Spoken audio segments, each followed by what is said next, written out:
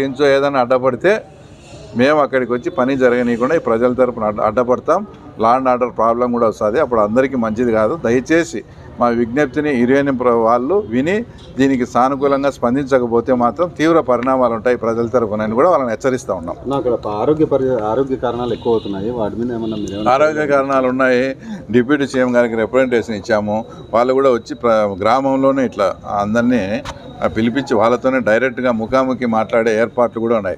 ఎంత దారుణమైన విషయం అంటే అక్కడ లోకల్గా గర్భస్రావాలు ఎక్కువ జరుగుతాయని యురేనియం ప్రాజెక్టు వాళ్ళు పిహెచ్ సెంటర్లను మేనేజ్ చేసి గర్భస్రావాలు జరుగుతానే కూడా జరగలేదని చెప్పి పెట్టిస్తున్నారు. అంటే జరుగుతాయంటే వాళ్ళకి ప్రమాదం.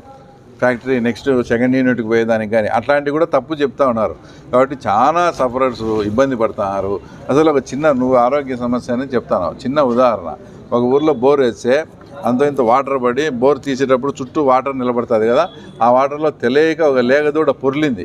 పొద్దునకే దానికి ఎర్రగా అంతా మొత్తం రేసెస్ అంతా వచ్చినాయి. అంటే అంత తీవ్ర పరిణామాలు ఉండే చోట వీళ్ళు ఎట్లా జీవనం చేయాలి? కాబట్టి వీళ్ళకు ఖచ్చితంగా మీరు టైల్ బాండ్గా తీసుకుంటే ఫస్ట్ ఎఫెక్ట్ అయ్యేది వీళ్ళ భూములే.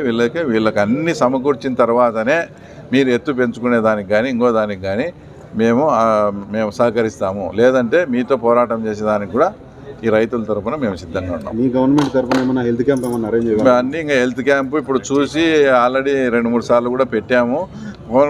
పవన్ కళ్యాణ్ గారు డిప్యూటీ సీఎం గారు కూడా వస్తామని మాకు మాట ఇచ్చారు. ఆయన వచ్చిన తర్వాత ఆ 6-7 విలేజెస్తో కూడా మాట్లాడి టోటల్గా మీకు ఏమేమి ప్రాబ్లమ్స్ ఉన్నాయి ఏంటి అనేది బాగా డిస్కస్ చేసి దీనికి ఒక శాశ్వత పరిష్కారం కనుగొనే విధంగా చేస్తాం. ఎందుకంటే చెప్పుకుంటే బాధ మనమే ఏంటంటే ఎవడు కూడా ఏ బుద్ధి ఉండేవాడు కూడా ఈ యురేనియం ప్రాజెక్టు ఇంత కల్టివేటెడ్ ఇంత బాగా అరటి పండే ఊర్లలో ఎవడు పెట్టడు. మన నాయకులు గతంలో పరిపాలించిన నాయకులు బుద్ధి లేక ఈ పని చేసి ప్రజలకంతా ఈ ఇబ్బంది తెచ్చిపెట్టినారు. దీనికి ఒక శాశ్వత పరిష్కారం అయితే మేము డిప్యూటీ సీఎం గారు వచ్చినప్పుడు కానీ మా ముఖ్యమంత్రితో మాట్లాడి వీళ్ళకు శాశ్వత పరిష్కారం అయితే చూస్తాం. పోలీసు వాళ్ళని ఉపయోగించుకొని వాళ్ళు ఏమైనా చర్యలు తీసుకుంటే మేము ప్రతిఘటించాము. దానికి ఏముంది, పోలీస్ అంటే ఎక్కడి నుంచో ఇది కాదు కదా. పోలీసు వాళ్ళని రిక్వెస్ట్ చేస్తాము, ఆర్డీఓని రిక్వెస్ట్ చేస్తాము, కలెక్టర్ని రిక్వెస్ట్ చేస్తాము, యురేనియం వాళ్ళకి చెప్తాం. యాది కాదు కూడదు మేము ఇట్లే చేస్తాము అంటే మేము కూడా రైతుల తరఫున అడ్డపడతాము. వాళ్ళు ఇప్పుడు ఏదో ఇంకోటో కాదు కదా, వాళ్ళ జీవితాలకు సంబంధించిన ఇష్యూ. ఇంకా వాళ్ళు ఈరోజు అడ్డపడకుండా మౌనంగా ఉంటే వాళ్ళ జీవితాలే పోతాయి. కాబట్టి వాళ్ళంతా ఇప్పుడు ఏ సమస్యనైనా ఫేస్ చేసేదానికి వాళ్ళు సిద్ధంగా ఉన్నారు. పోలీసు కావచ్చు, రెవెన్యూ కావచ్చు, యురేనియం వాళ్ళు కావచ్చు, ఎవడైనా. ఎందుకంటే మా జీవితాలకు సంబంధించింది ఇది. మా జీవితాలు మా పిల్లలు మా భవిష్యత్తులో పోయేటప్పుడు ఇంకా పోలీసు రాని ఇంకోరు ఎవరన్నా రాని విల్ ఫేస్ ఇట్.